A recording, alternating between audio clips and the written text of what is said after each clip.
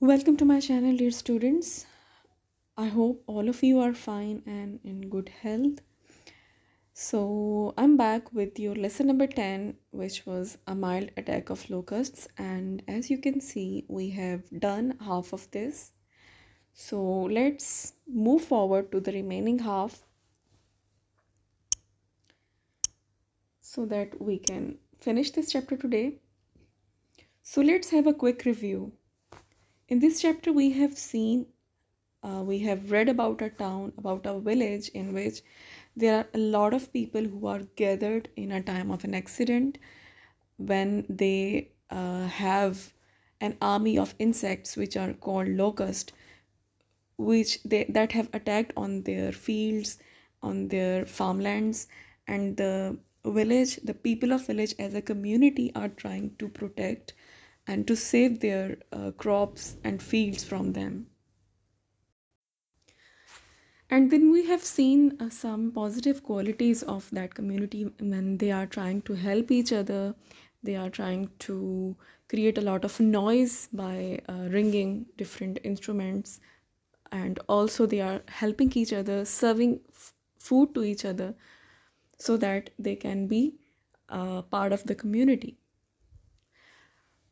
और हम इस स्टोरी में ये देखते हैं कि किस तरह से एक कम्युनिटी के लोग एक दूसरे के लिए एक at a time of accident, जब उनकी फसलों पे कीड़ों का हमला हो जाता है, टिड्डी दिल बोला जाता है इस कीड़े को, और जब टिड्डी दिल उनकी फसलों पे हमला करते हैं और वो क्या एक्टिविटीज़ होती हैं, किस तरह से अपनी फसलों को बचाते हैं। और हमने देखा है कि वो आग जलाते हैं अपने खेतों में ताकि आग के धुएँ से और वो जो शोर पैदा कर रहे हैं लोहे के जो इंस्ट्रूमेंट्स हैं उनको बचा के, उसकी वजह से जो शोर पैदा होगा शायद उससे उनके कीड़े हमलावर कीड़े हैं वो वहाँ से भाग जाएं।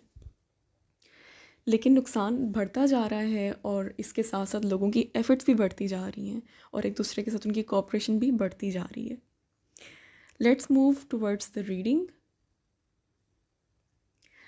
Looking out, all the trees were queer, still clotted with insects, their buffs weighed to the ground.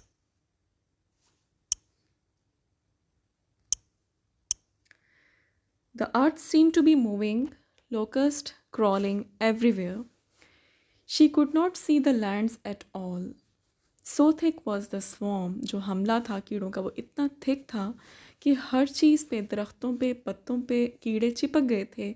इतने ज़्यादा तादाद में थे कि दरख्तों के पत्ते तक नज़र नहीं आ रहे थे। Towards the mountains, it was like looking into a driving rain. Even as she watched, the sun was blotted out with a fresh onrush of them. So लग रहा था कि कीड़ों की बारिश हो रही है. They were not just swarm of insects. It felt as if it is a rain of insects. कि सूरज भी जो है वो मेला लग रहा था. It was half night, a perverted blackness. It was a dark night. एक ऐसी रात थी जो उसको अंधेरी लग रही थी और ऐसा लग रहा था कि उसकी जो अंधेरा है उसमें एक पुरस्रारियत है।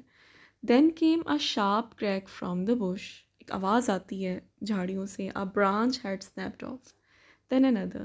A tree down the slope leaned over and settled heavily to the ground. Through the hail of insects, a man came running. कीड़े इतने ज़्यादा होते हैं तादाद में, they have so much weight that a branch of tree broke off और उसको आवाज़ आती है कि एक दरख्त की ब्रांच टूट गई है, दरख्त गिर गए हैं, क्योंकि इतने ज़्यादा तादाद, वैसे तो एक कीड़े का बहुत बहुत लाइट वेटेड होते हैं, लेकिन वो इतनी ज़्यादा तादाद में थे कि दरख्तों की जो शाखें थी वो टूटती जा रही थी उनके बोझ से। But the gongs were still beating. लोग अभी भी हॉर्न और गॉन्ग्स बजा रहे थे. The man still shouting. लोग अभी भी शोर कर रहे थे because they have not given up in front of those insects. Margaret asked, why do you go on with it then? When it's not happening, when it is not giving any results, जब हमारे शोर करने से, हमारे horn बजाने से कोई फ़ायदा नहीं हो रहा है तो फिर हम क्यों कर रहे हैं ये सब? We should better stop. The main swarm is not settling. They are heavy with eggs. तो उसको जवाब देता है कि जो मेन जो हमलावर कीड़ों का ग्रो है वो नहीं ख़त्म हो रहा और मे बी वो एग्स देने वाले, अंडे देने वाले हैं. जब वो अंडे देंगे तो definitely the insects will be multiplied, वो बढ़ जाएंगे. They are looking for a place to settle and lay. If we can stop the main body settling on farm, it's everything. और अगर हम उनको नहीं रोकते हैं so they will settle somewhere, वो कहीं रुक जाएंगे, वहाँ पे अंडे देंगे जिससे वो मल्टीप्लाई हो जाएंगे। और अगर हम उनको ख़त्म कर देते हैं तो we are successful. If they get a chance to lay their eggs, we are going to have everything eaten flat with hoppers later on. अगर वो यहाँ अंडे दे देते हैं तो उसके बाद आने वाले जो कीड़े निकलेंगे उनमें से वो सालों तक और अगले आने वाली कई फसलों को बर्बाद करते रहेंगे।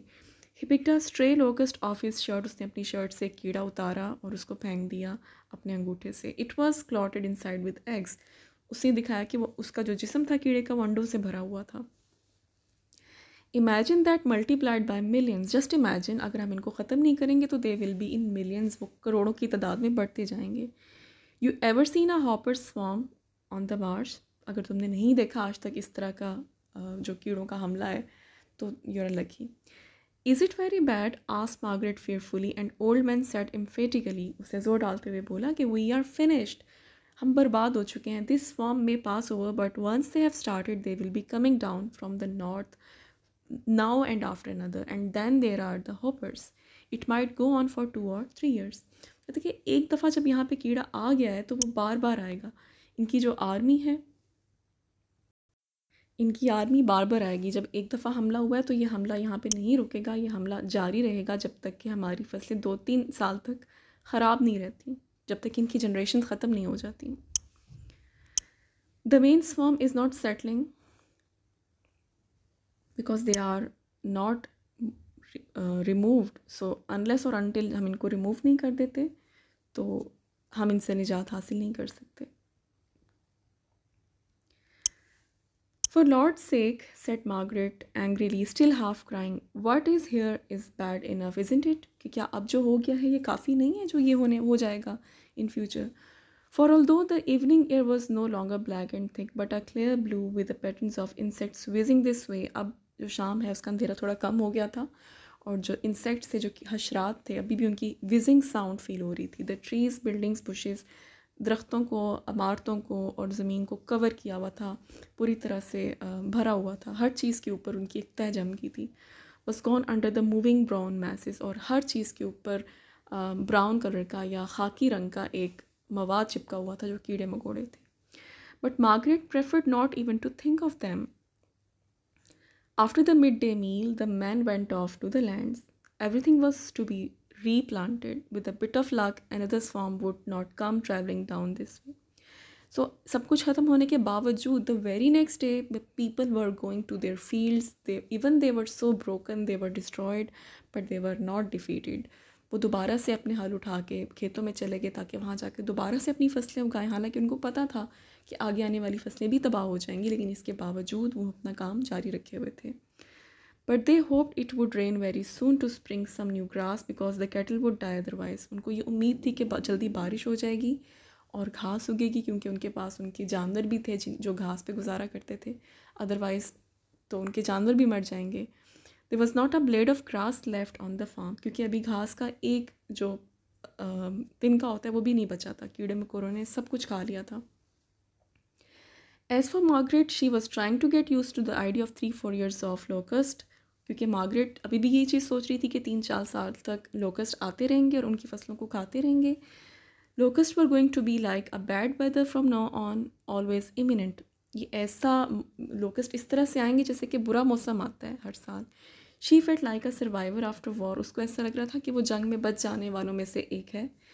If this devastated and mangled countryside was not ruin well, what was the ruin, अगर इसकी वजह से अभी तक उनके वो डिस्ट्रॉय नहीं हुए तो इससे ज़्यादा नुकसान क्या हो सकता है, वो ये सोच रही थी। एक ऐसा गांव जहाँ की इकोनॉमी, जहाँ के रहन सहन, जहाँ का जो इकोनॉमिक सिस्टम है वो कम्प्लीटली एग्रीकल्चर पे डिपेंड करता है, जब वहाँ से पूरे के पूरे खेत तबाह हो जाते हैं कीड़ों की वजह से, तो फिर इससे ज़्यादा डिस्ट्रक्शन नहीं हो सकती किसी भी गांव के लिए भी। लेकिन अभी भी we can see that people are hopeful, they are not given up.